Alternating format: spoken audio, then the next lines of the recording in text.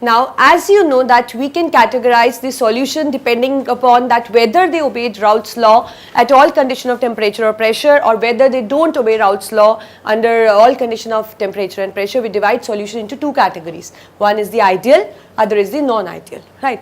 Now, when we talk about ideal, I am just summarizing it again because we did this topic, but now we want to start another topic, and before starting that I want that you should be well versed this topic again, right. So, I am just doing in a short span of time, just look at the book.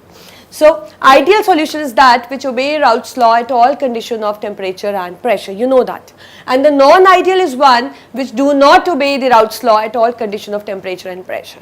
Now, I told you the reason also, because in the ideal one, the interaction between the solute and solvent is just similar to the interaction between the solute-solute particles and the solvent-solvent particles. So, let us say solute be A and solvent be B. So, the AB interactions are almost similar to the interaction between the AA and BB.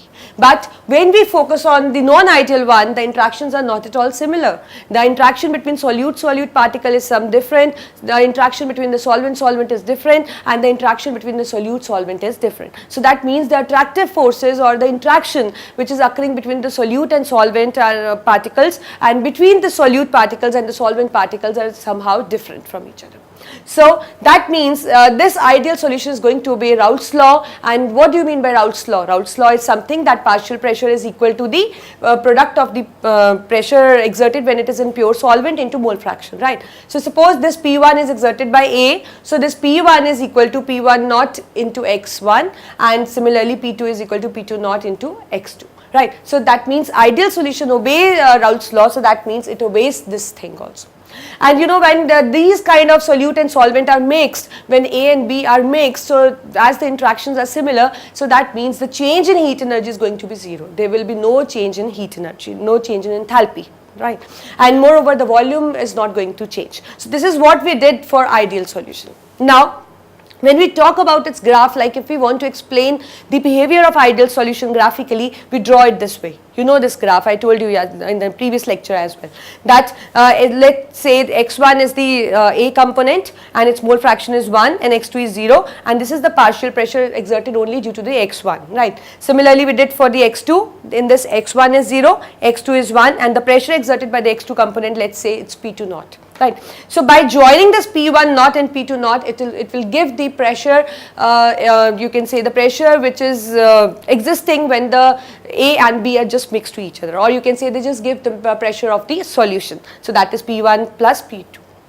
Now, if you decrease the concentration of, like in this case X1 is 1 and the pressure is this, but if you decrease the concentration of X from 1 to 0, you will see that the pressure will fall down, right, because the pressure is just because of the mole fraction. When the mole fraction is approaching 0, so obviously the partial pressure that it would exert when it is present alone is going to approach 0. Likewise, it happens for P2. So, this graph is actually obeyed by the ideal solution. But when we talk of the non-ideal solution, what we get to see that as I told you, interactions are not at all similar, right. So, that means when A and B are just going to combine, the process can be endothermic, a process can be exothermic, depending upon the interaction, that whether the interaction is more or whether the interaction is less when we compare with the solute-solute or solvent-solvent interaction. Now, so that means it do not obey Raoult's law. So, that means this is not obeyed. That means the pressure it would exert in a solution is not equal to its pressure, partial pressure when it is present in a pure form into mole fraction. It is not equal to that, right. And moreover, as I told you that it can be an exothermic or the endothermic, the dissolution process. So, that means the delta H is not equal to 0. Either the heat is released or heat is absorbed. So, that means delta H can be accordingly positive or negative. And likewise, it will have the effect on volume also. There will be increase or decrease in volume. So, that means delta V is also not equal to 0. So, that means if we talk of non-ideal solution graphically, so that means this is not obeyed by the non-ideal solution, right, because in this case the P1 is not equal to P1 naught into X1, and the P2 is not equal to P2 naught into X2, right. So, that means we will see a certain kind of deviation. Now when we talk of the deviation, we'll see that the deviations are of two types. Either the vapor pressure will increase or the vapor pressure will decrease. That means either it will have more vapor pressure as compared to the ideal one, and either it may have the vapor pressure less as compared to the ideal one. So accordingly, we classify non-ideal solution into positive and negative deviation. If the vapor pressure increased due to some reason, we'll be discussing now that what probably the reasons can be. So that means it is a positive deviation. And if somehow the vapor pressure decrease, so that means it's just showing a negative deviation. So we are just starting with the positive and negative deviation. That means the non-ideal solutions, how they show positive and negative deviation, or what substances are added to it, or what are the reasons behind that they are showing different kinds of deviation. I have one example each for you. That is, positive deviation one is the ethanol and cyclohexane, and negative is acetone and chloroform. We'll be discussing that how they are actually showing the positive behavior, or that means or you can say that how their vapor pressure is being increased and how in this case the vapor pressure is being decreased, despite that they both are non-ideal solutions, right. So just look at the board here. Now positive deviation. When I say positive deviation, it should be clear in your mind that in this case vapor pressure is going to increase, obviously, right. Positive deviation means that it is the pressure exerted is somehow more than the product of the the partial pressure of pure solvent into mole fraction, right. So that means the vapor pressure of the solution is increasing. Like on the whole what we can say that the pressure partial pressure of the solution is increasing in this positive deviation. And when we talk of this negative deviation, vapor pressure is somehow decreasing when we compare it with the solvent or solute. Now I will be discussing this positive deviation in detail, and then we will be taking up the negative deviation. See what happens in this case. Suppose I have this solute, let this A be my solute, and there will be AA interaction, you know that, right. And in this let it be my solvent. I'll make solvent with circles. You can make either of forms. It is just for the explanation I am making. So let it be B, and it is my solvent, and there exists a BB interaction, right. Now I am going to mix them, right. I am now going to mix them up. So let us mix in this container, the third one. So let this be solute and this be solvent, right. So that means if we talk about this, so let the mole fraction be XA and the pressure be P naught A, and in this case let the mole fraction be B and the pressure be P naught B. And what happens in this case now? In this case the total pressure is equal to P1 plus P2. It is equal to P1 plus P2 because both are volatile, right. So that means it is equal to P1 naught into X1 plus P1 naught into X2. It should actually happen like that. If it is an ideal solution, it should exist like this, as I told you here also.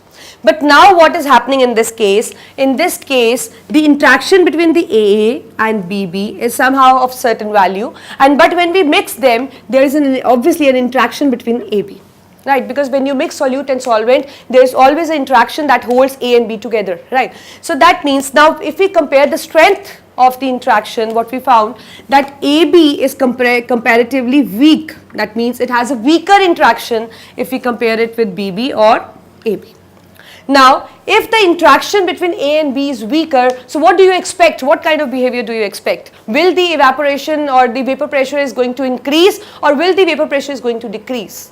Obviously it is going to increase, because when there is weak forces, so that means they are free to get escape into atmosphere or into a vessel, you can say. So that means they will be escaping, and the escaping tendency will somehow increase. I'll write here, escaping tendency will somehow increase because the force of attraction is weak here. So now when the escaping tendency is increasing, so obviously vapor pressure is increasing.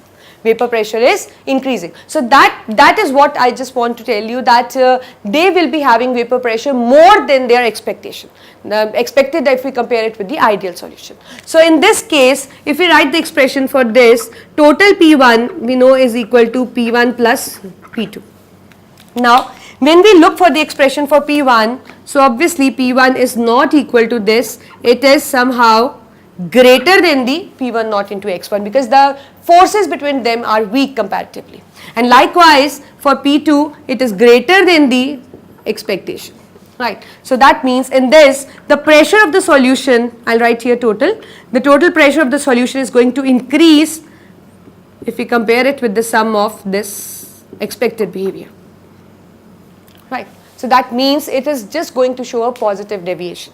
Now, as I told you that it is not obeying a Raoult's law, that means this is not obeyed actually. The pressure exerted by each component in the solution is more than the expected. So we can say that the total pressure is more than the expected, that is the more than their sum. Now, when we talk of delta H, so for this kind of process, delta H is just going to be positive. That means this solution is endothermic.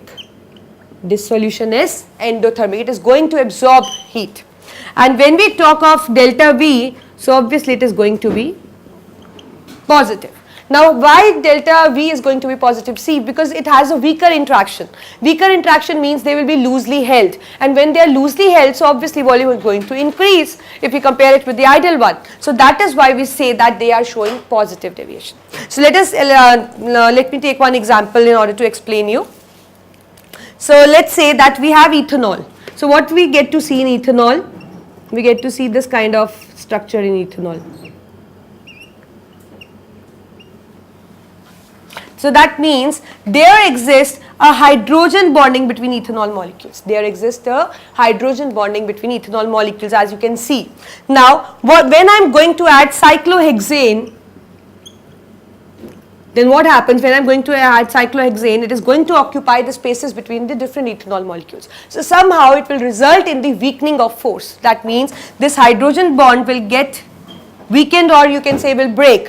And you know that when this hydrogen bond will get break, so obviously the strength is decreasing. That means the ethanol molecules will be combining with cyclohexane with the lesser force. There will be less force of attraction if we compare it with the ethanol molecules and the cyclohexane molecules. So that means it will be showing positive deviation. Now, if I want to show this positive deviation with a graph, how can I show that? So obviously it is not going to be this. So just look at in this graph. So that means vapor pressure is somehow going to increase. So what deviation will you found for this? So let it be this black lines indicating the ideal graph, and for non-ideal showing positive deviation, the pressure is just going to increase. Even the P2 is more and even the P1 is more than the expectation.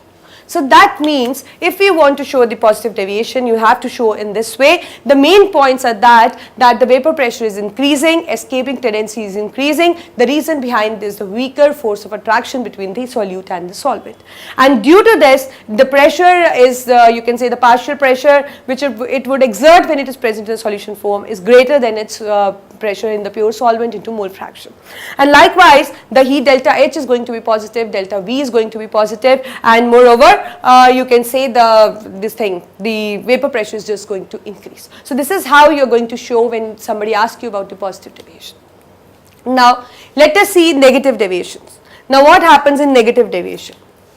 In this, the vapor pressure is somehow decreasing if we compare it with the ideal solution. So that means vapor pressure decreasing means escaping tendency is decreasing. Escaping tendency will be decreasing, or you can say number of vapors formed is less.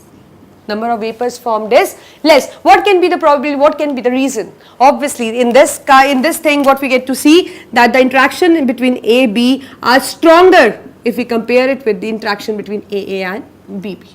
So that means the resulting solution which contains solute and solvent has more attractive forces, and more attractive forces means they are less free to get escape, right? So when they are less free, so obviously the less number of vapors, and less number of vapors means the low vapor pressure.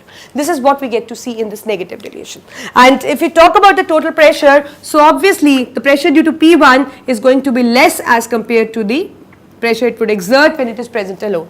And likewise, when we talk about P2, it is all obviously going to be less, same as in this case. So that means total pressure is going to be less as compared to their sum. Right, so that means the vapor pressure is just going to decrease. And when we talk about delta H, so in this case, the delta H is going to be negative.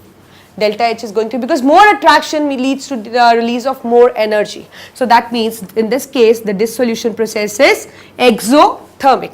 And when we talk about delta V, so obviously it is clear that there exist more attractive forces. More attractive forces means they are tightly bound. Tightly bound means less volume. They will occupy less volume. So we can say change in volume is negative. And if example I am illustrating you, let us, as I told you, example of acetone and chloroform. So what do you get to see in acetone? You know that acetone is this and chloroform is something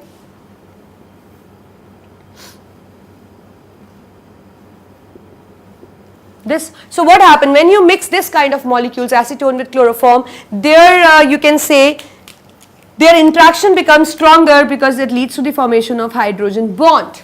And you know that hydrogen bonding is increasing the attraction, so obviously the delta V is decreasing and even the delta H is negative because now there exist more attractive forces. More attractive forces means less tendency to escape. Less tendency to escape means less number of vapors formed. Less number of vapors formed means obviously the less vapor pressure, which denotes that is the negative deviation. So in this case, if I want to explain it graphically, just look at this graph. As I told you, this black one is for ideal behavior, this green one is the non-ideal with positive deviation, and now I am drawing the negative with this red marker. So that means ultimately there will be decrease in the you can say the vapor pressure. So that means fall in this level. So that means this, sorry. So that means this is going to fall, even this is going to fall. So that means vapor pressure is going to be less than it is expected. So if somebody is going to ask you about positive and negative deviation, I think you can easily explain. Just start with the thing that you can say the vapor pressure is fall down and vapor pressure increase if we compare with the ideal solutions, right? And the reason is that you have to focus on the interactions, because the reason behind the formation of the vapor is just the you can say the interactions. When the attractive forces are more, obviously the escaping tendency becomes less, and when the attractive forces are less, so obviously escaping tendency increases. And likewise you have to just answer it accordingly, taking into consideration delta H and delta V, and likewise you will come to know that the vapor pressure is increasing or decreasing, and that you can show with this graph also, right? So this is our ideal and non-ideal solutions. Now we are going to start with the new topic.